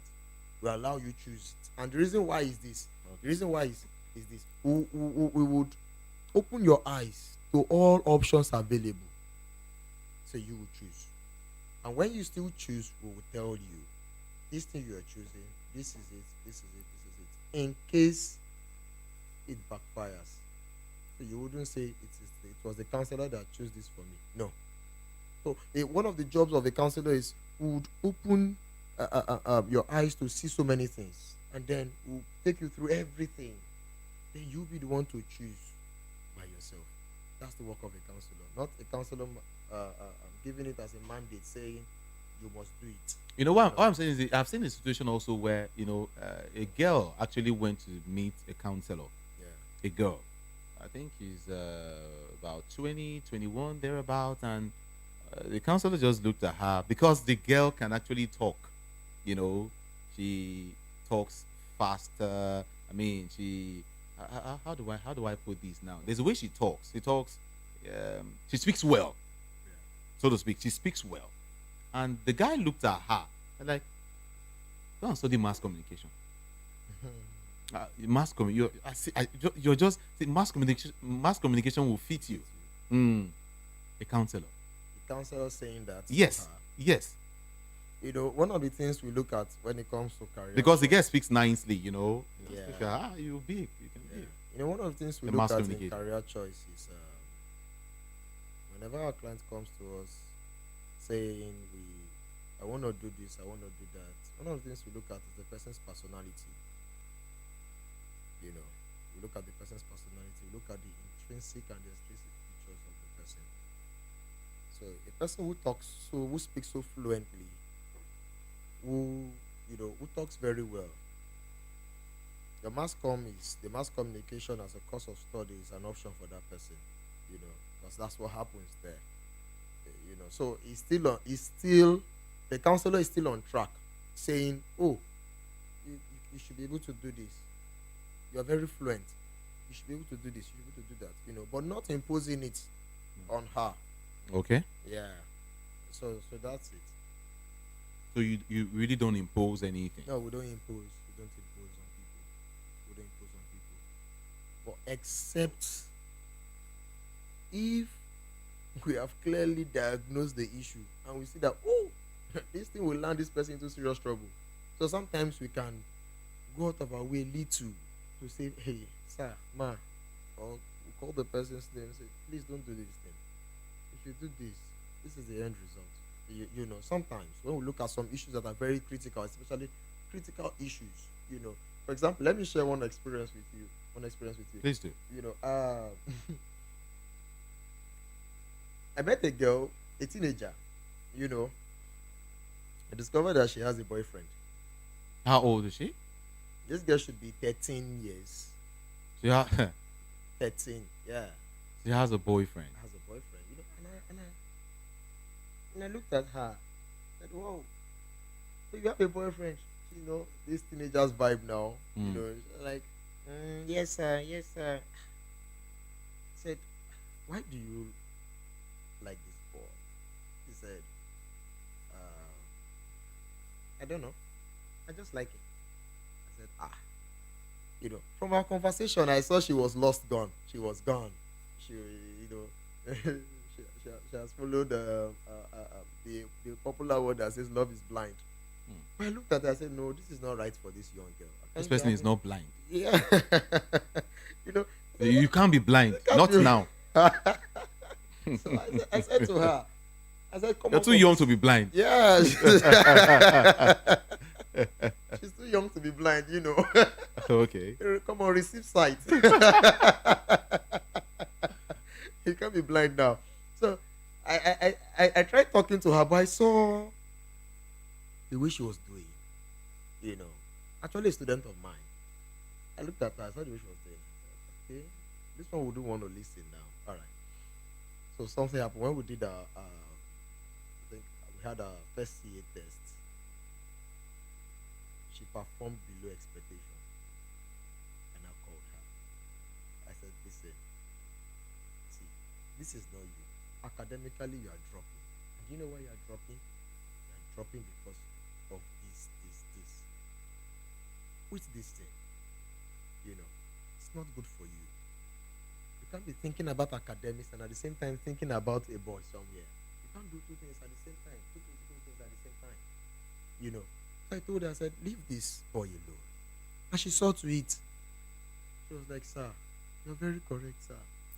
I really don't know." I said, "See," I called her by her name. I said, "See, if you continue like this, you end up dropping drastically in your academics." You know, that, you know. So this issue now is a critical one. So I don't want her to fall into, you know, into a big hole, and at the end of the day she won't be able to come out of it. I don't want her life being truncated by one careless choice that she has made, you know. So when it comes to critical issues like that, sometimes we might be forced to say, "No, don't do this. This thing is killing you slowly." You know, but thank God for today, she's not in issues like this. We tend to kind of impose a little. When you see someone's life going in the wrong direction, when you know the end point of this thing, sometimes you might be forced to say, "No, please, I am standing on this. You must not do this. You must not do that." So those are the exceptions we have when it's very critical, you know. So, you know, so that's it. So several cases like that. What would you say to a child who is a boy who is about 15, and that boy is in the university, 14, 15? 14, 15. Like I said earlier, they're playing with the psyche of the child. 14, 15 in the university. You see, one thing about university is it's another world entirely. For me, it's another world entirely. University is another world entirely. Why is it another world entirely? Because you come across so many people. And they'll tell you at the age of 18, you're graduate know, already. Yeah. So the psych, only out of 10 children, probably only 2 out of 10 comes out with their psych still intact. And you know, the psych is very, very important. A 14 years old child, 15 years old child going to the university can be easily influenced. Their brain is not matured enough for me, the brain is not matured enough to actually accommodate some things. And that child needs to learn very well. So a child going to university for 14, 15, man, it's going to be a tough one on that child. That's why you see some of them crying. can't cope anymore. You see some children come back home. I can't cope Yeah. anymore. Daddy, mommy, I can't cope anymore. Sometimes daddy and mommy will ask, what's the problem? Is it money? I provide money for you. Is it clothing? I provide clothing for you. Is it food? The child will say, no, mommy, daddy, I can't just cope. It's too much for me. Why? The psyche of that child has not developed well to accommodate some certain things in life, which many parents are putting aside. Many parents, that's why you see something. And they want to save the money. Yeah, you want to save the money, you know. And you see, that's why so many teenagers, they go into drug and alcoholism. Yeah, if you ask someone, ask them, why do you take drugs? They will tell you, I take drugs so I can boost my self-esteem. I take alcohol so that I can be outspoken. You see, so many flimsy and silly excuses, you know. So you could tell that this one is not up to this. You know. So it's not a good one allowing a child 14, 15, no. At least 17. It's okay. 17 upwards. 16, 17, but not 14, 15. You want to kill that child. That's why we have so many unwanted pregnancy out there, unplanned pregnancy outside. That's why we have the rate of drug use on the high side, the rate of alcohol. Check out those taking alcohol now. They are not 50 years old men. They are teenagers, youths, less than 25 years, you know, taking alcohol, taking drugs. Ask them. This is because of their psyche is not well developed to accommodate some issues of life. There are some things that will happen to you as a man at this stage of yours in life. You can accommodate it and it will shake you. But when it happens to a child of 14, 15, then you begin to see the panic. You know, so all these things really need to be looked into, and the parents are the ones that really needs to help teach us out. Emmanuel, there is this debate amongst parents. You know, people discussing these almost often. Is the idea of not flogging children anymore in schools. See, if you look at me now, some of the injuries you see in my body, even up until now, is gotten from one teacher or the other, from my parents, from my father especially. You know, because then we were stubborn and all of that. You know, and a teacher can deal with you very well, even more than your parents would do. And when you get home, when you go home to your parents, the teacher will give your parents reasons why, you know, he dealt with you, and your parents won't say anything. They say, "Now, good for you now." But sir, in our current generation now, I think almost, let me say 90% of schools currently, they give instructions to teachers. Please, don't flog them, please. Don't put me in trouble and all of that. Yeah. Do you think that's okay? I mean, it's not part of the mess we're going through in the country. Well, I would say in one of my papers I presented last month. Please speak, get close there. Yeah, thank you. Okay. In one of the papers I presented last month, the topic is a complete teacher, you know, and the teacher as a counselor. You see, the use of cane in schools should not be completely abolished. Completely? Yeah, shouldn't be completely abolished, but can be reduced drastically, but should not be completely abolished. Why do I say so? I've taken my time to study the kind of generation we are in right now, and the kind of children we are having right now. You see some children, the way they think and they talk, sometimes you ask yourself, where are they getting this kind of knowledge from? You know, sometimes you ask yourself, this child thinks very high. Where is this child getting this kind of understanding from? Sometimes even you as a father, as a mother, you would be you'll be very surprised. You marvel. Yeah, you marvel at some words that your children, speak. So, so that tells us that the times have really changed. Me, I was brought up in the era of Cain. Yes. My teacher flogged me and my head swelled up. I had cocoa on my head. My mother tied wrapper the next day and followed me to school to go and fight the teacher. So why will you beat my son like this with the head swollen up, At the end of the day, the matter was settled. But that one cannot happen now. You beat a child and the head is disfigured. The next place is police station street. Then the use of cane really worked. And then we got the results. But now, you can't really use cane because the kind of children we are having now, sorry to say, sir, cane cannot really solve many of their issues. And that's why I said the counselor is really needed. I have a guy who told me, he said, sir, if you like, flog me from now till tomorrow. What I would do is what I would do. I prefer people talking to me and I will listen. I said, wow. Many like that.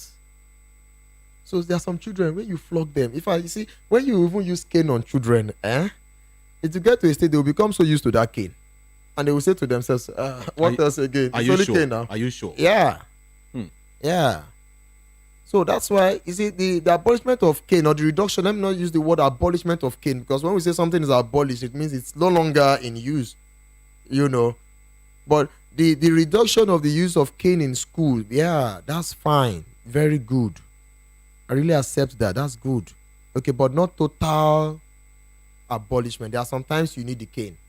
And even you bringing out the cane is not for you to flog, but just to scare them. Just to scare them. Sometimes you might need to give them a stroke. But a stroke is not with all your muscles. A stroke, just to tell them that, listen, what you have done is bad, but not using it excessively. Now, Abi? Yeah. This generation. Yeah, this generation. But then you see teachers using their muscles to flog. They will tell they'll tell a bigger student, I was a victim. a bigger boy to back. I was a victim. Back you, to hold you tight, and the lash.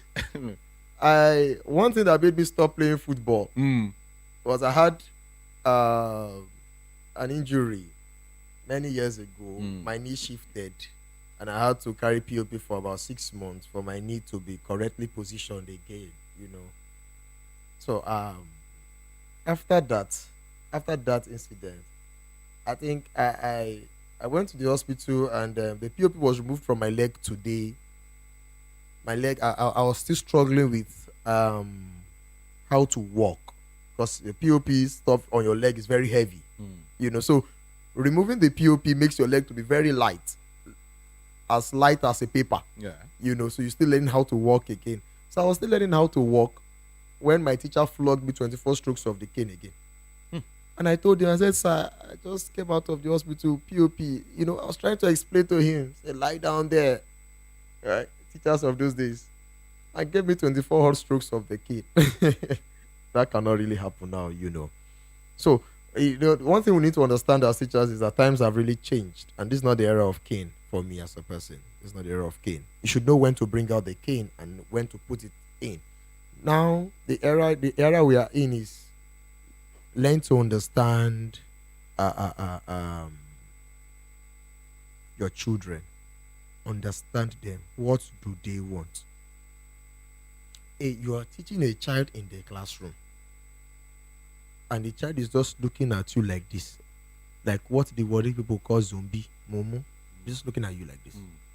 And then the next thing, you are just jumping into a conclusion that child is lazy. You're a bad teacher. That's not the first thing. You shouldn't jump into a conclusion saying, the child is lazy, doesn't want to learn. The child is showing lackadaisical attitude towards studies. No.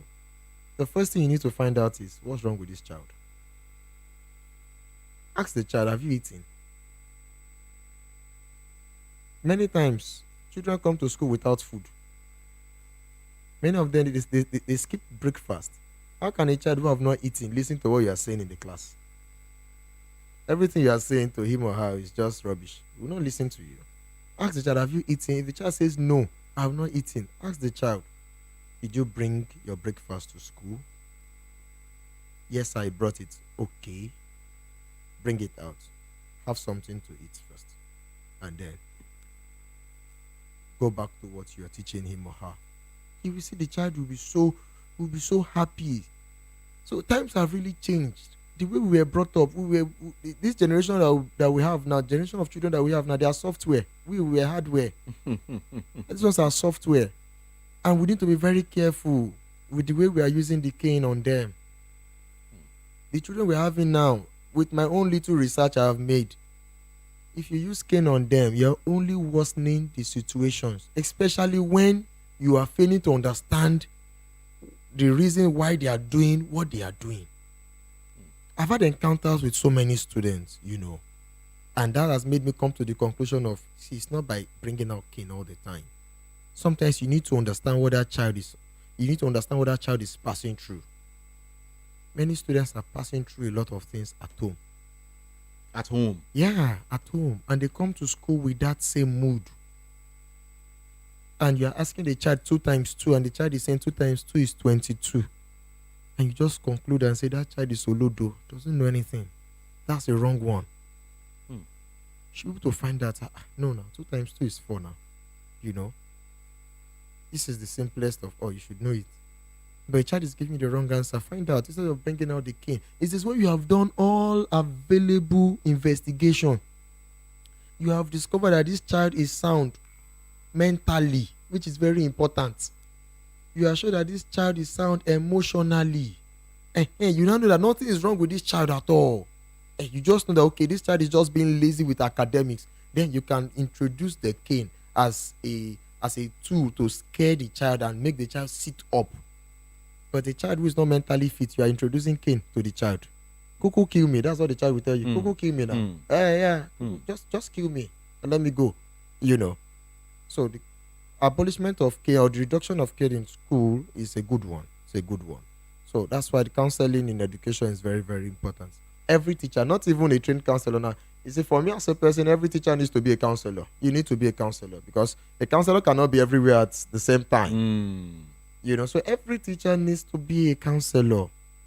Some children, you teach them in the class, you see them crying. Some of them will be crying. Some of them will be so dull, so sad, gloomy. Some of them, when you get closer to them, you just say, my daddy just finished fighting with my mommy at home. And I started coming to school. I'm not happy. How do you expect that kind of a child to learn? And you as a teacher, you have made your teaching methodology to be teaching centered. Once you ask the child, what is a noun? And the child looks at you and gives you the definition of a pronoun in the place of noun. You just conclude that child is Olodo, doesn't know anything. That child is dull. No. You should be able to look into the child. What's wrong with you? I know you. This is not you. This is not you. Teachers should also learn to encourage children. Before you even try to introduce cane into the matter, you should have explored other options. If possible, invite the parents of the child. See, this is this. I don't know what's happening with your child. Is there anything? Try to find out some things before bringing out the cane and say, I want to flog the child. That brings in the issue of some of the teachers we have, in some of these schools. Yeah. I believe not like they really want to be teachers. All right. But they just feel, let me just grab something to help myself with. A lot of them they never went through NC or any teachers, whatever, anything education. They just picked teachers, they just wanted to become, picked the job because it's just a way to survive. You see, you're not far from the truth, sir. So many persons picking up the teaching job as a profession, only doing that just to keep up, just to keep up, keep body, soul, and spirit moving together, like some persons would say. But it's a wrong one because you're dealing with the lives of people here. The teaching job is synonymous to a medical doctor. Okay. Because you're dealing with the lives of people. A doctor only deals with the internal organs of the person. If you are sick, malaria, typhoid, these they'll prescribe drugs for you, carry out surgical operations. A teacher job is even far more than that, self, because you are dealing with everything. If a child is sick in your class, you have to rush the child to the hospital, get him some drugs, food. You're dealing with the mental state of the child. You're dealing with the whole being of the child. You're dealing with the whole being of the child. So teaching job is taxing. It's taxing. So picking up a teaching job because you want to keep body and soul is a wrong impression. Don't come and scatter somebody's life. Because the children we are teaching today will be the ones to teach our own children tomorrow. Yeah. Mm-hmm. You understand, right? Mm-hmm. So don't come and mess up the life of a young person. All in the name of you picking it just to. You see some teachers, they make some derogatory statement to some students, and you be like, you are stupid, you are mad, you can never amount to anything. That's very bad. That's very bad. These are children that will in turn teach your own child tomorrow. So we need to be very careful in handling them. Yeah. So. All right, this is a Voice of the People, 90.3 FM, and you're on to Matters with Jude, Ikami Jude. Emmanuel is still here and is talking to us. He is a counselor. Yeah. He's been. For how long have you been, doing this? Basically, I've been doing this now for 4 years. Yes. Wow. That's big. That's big. All right. Let's get to it. Let's maybe take some few calls. Yeah, in case you want to comment on something or you want to anything, just call him up and talk to him. All right. Yeah. 0700 903 903 903. That's the number. 0700 903 903 903. And of course, the YouTube platform is still very much open. Just go there, drop your comment. VOP 90.3 FM. Now, the idea of children lying. Would you want to trace that again to, the root, the foundation of the child? Some children can lie. They can lie. They can lie so much. What? Yeah, when we talk about children lying, a lot of things can be responsible for that.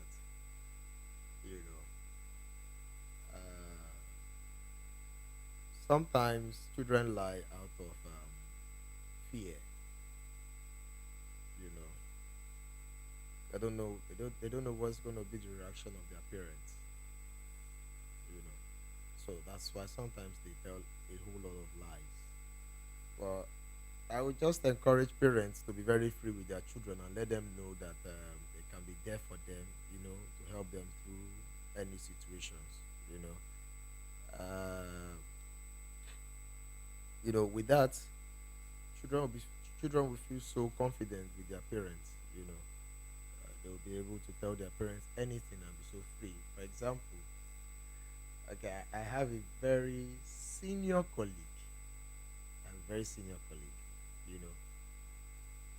She told me that her daughter came back from school one day and they were discussing about the February 14th. That's the past February 14th, the Valentine's Day. Thing like that. And she told the mother that a guy took me out and all of that. The mother was like, "Oh, really? So tell me, how did it go and everything?" He said, the guy tried to ask me out too, but I'm still trying to consider him. I like him. She was very free with the mother, telling the mother that something you can even try with some parents. They would have given you the dirty slap and you're gone already.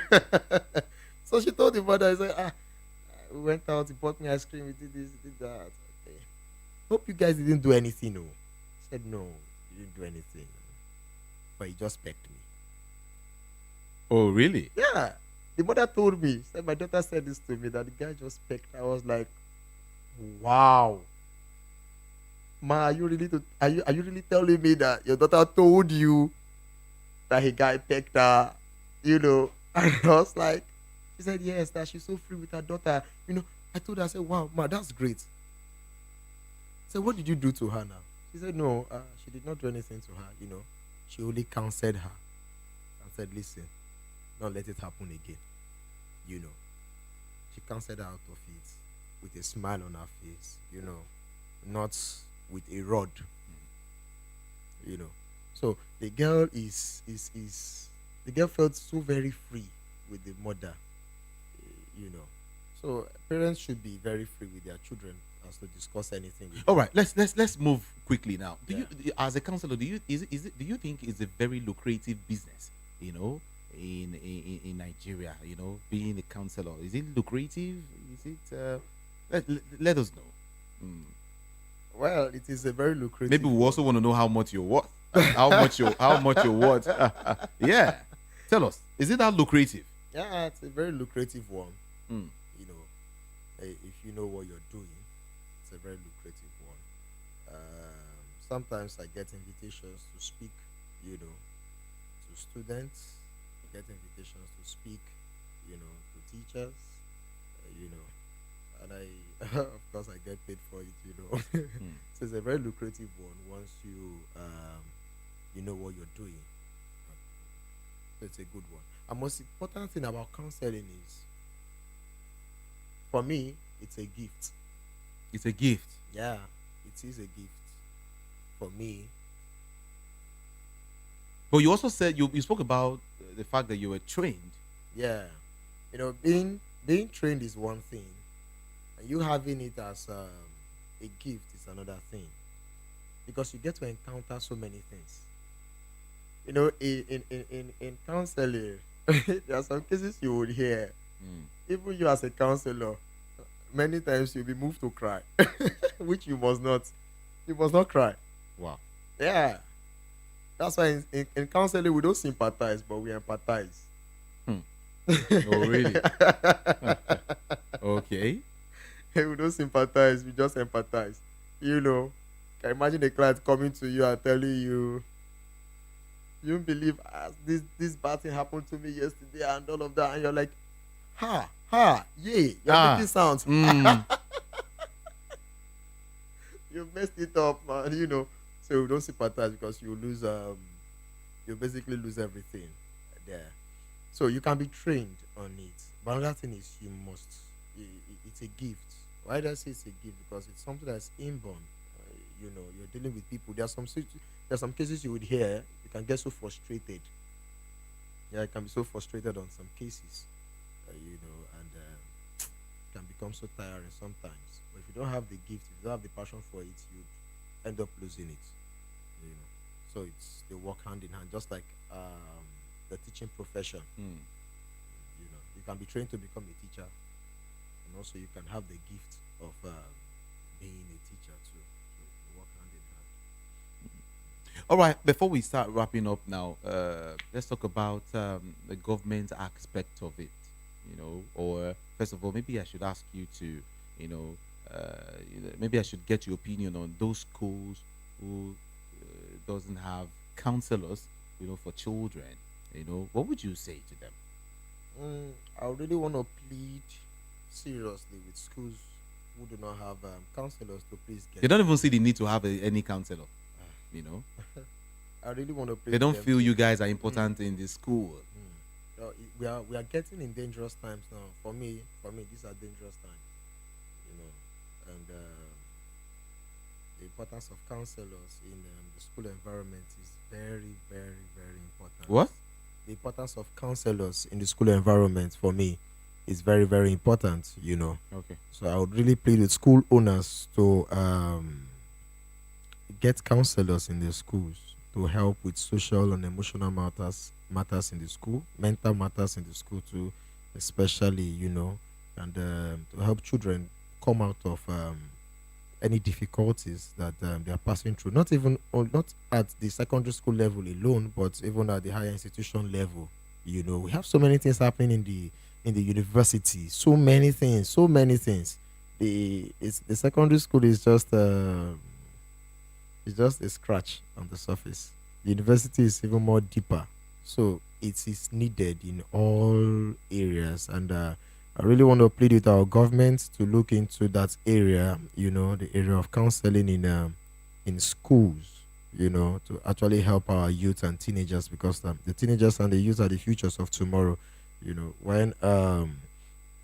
When we have so many teenagers and youth passing through emotional distress, mental distress, and the likes like that, they are not fit. They cannot be mentally fit, to acquire some positions of leadership tomorrow.